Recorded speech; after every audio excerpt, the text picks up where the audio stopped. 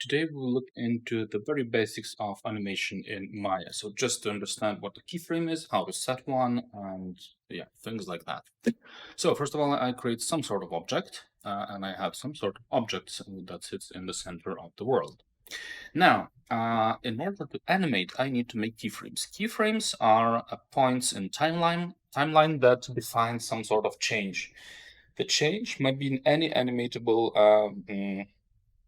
I don't know, piece of information. Could be position, could be scale, could be rotation, one of those things. But might be totally, other lots of other things that are animatable.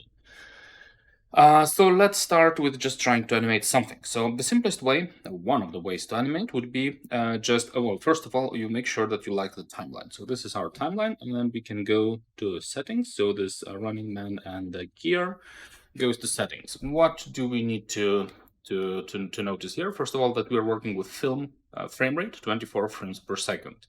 So you might like that. As a European, you might want to change to PAL, 25 frames per second. And as an American, or I don't know, Japanese or something, you want to probably go for NTFS or whatever their system is with 30 frames per second.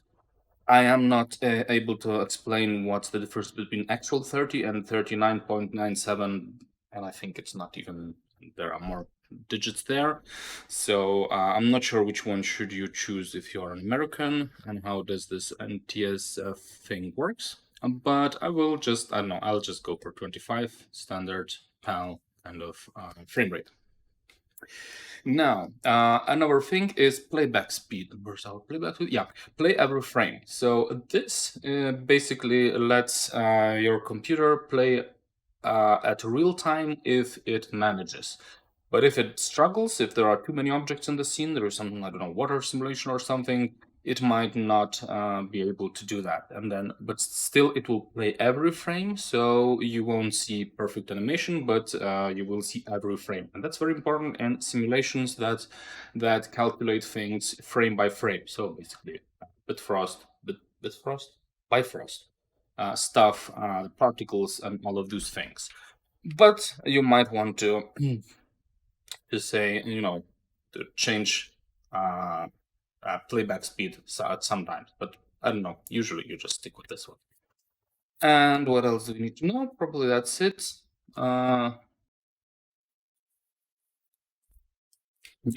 So the next thing is our timeline, when it starts and when it finishes. So you see it starts from 1 and it goes to 125. We might have more.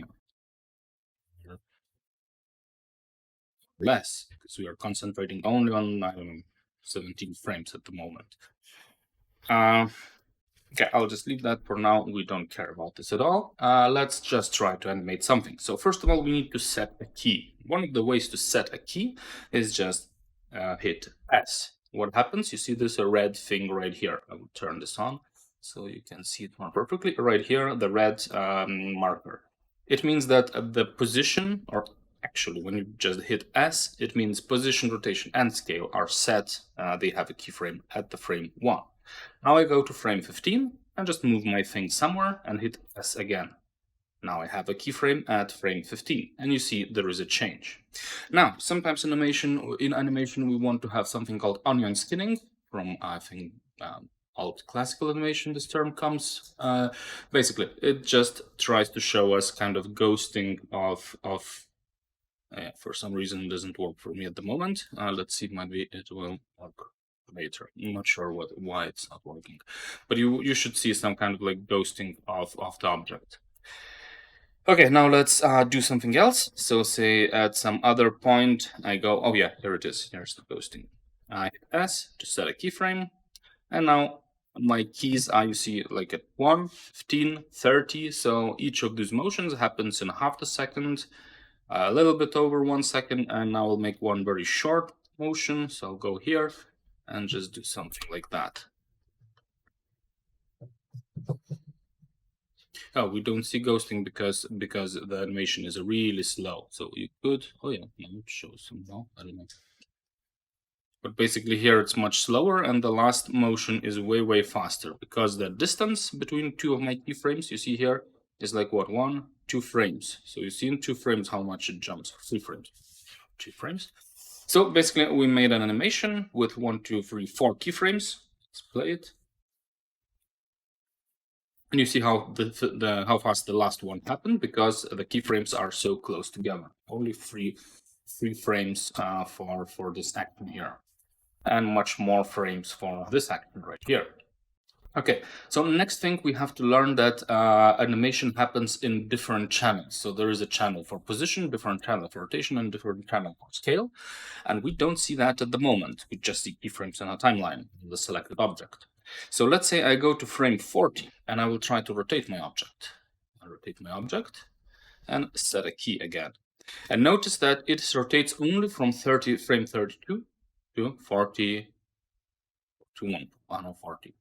So it means that when we hit S, we basically make a keyframe in 3 channels, and most of animation programs create a keyframes separately for position, rotation, and scale. And right here you see a red stuff right here, an out channel. What's it called? In the channel box. And you see that even here, we don't actually change its scale, we don't change its rotation. Still, all those keys are, they are all keyed, all those channels, let's say. So let's change something, and let's say which one? That was rotation Z. It goes from 0 to minus whatever, minus 100. So at frame 50, let's say, I will create just a key in rotate Z. So let's say it will be minus 200. And we say right click, key selected. Now the key happens only in the rotation channel. What does it mean? It means that if I would start, let's say, at frame 60 to move my object, it won't start moving at frame 50, because there is no keyframe in position here. The last position keyframe is at frame 40. No, sorry, 32. So it means that if I move my object here at 60, let's say move it, and I just hit this, keyframe everything, you'll see that this motion, it happens all the way. It starts at 32, probably at 32, and it moves, sorry, at 40. And it moves all the way, because we have a keyframe for motion. Last keyframe was here, so the change is from keyframe, keyframe. And this frame here only is in, only in rotation channel. So you need to understand that there are 3 different channels and they work separately. How do we see that? Because we don't see that here on timeline. There is a keyframe, but we don't know what sort of keyframe it is. I mean, rotation, whatever. So one of the best friends of yours for animation will be in Windows, animation editors, and graph editor. What we see here is selected object and separate channels. And right here in the rotation, where was this keyframe? I think right here, 49. You see we have a keyframe, and there is no keyframe in rotate Y, and rotate X, scale, and all of these other dimensions, other channels, let's say.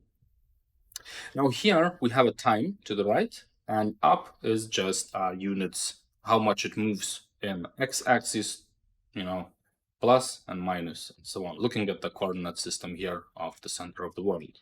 And of course, what we can do here is, change things, change speeds. So there is no constant speed. And let's say in this, but right here, it even should probably, let's make something crazy.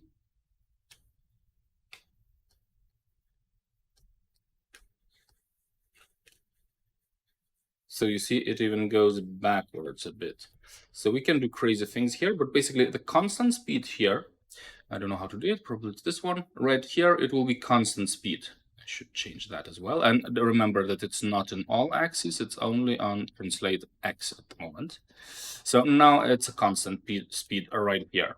And here we have slow in and slow out. And you will learn what a slow in and slow out is in the looking at 12 animation principles. I will give you a link to that. So, but these are kind of important tools for you. So we make something happen faster, something take longer. Something take longer time, because time between these 2 keyframes is from frame 15 to frame 30. and so on. Okay, so that's one way of keying. I would say simpler way is just turn on the auto key, and now you don't hit any S as set keys. You just say, okay, here, now I move my timeline, move somewhere else. Does it work?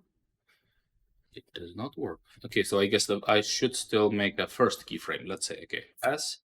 Now I go to frame 20, move it somewhere, and you see I immediately have a keyframe without hitting anything. And here again, we have a keyframe. So basically it's because this auto key is on this red button here. And then you see we have its motion here.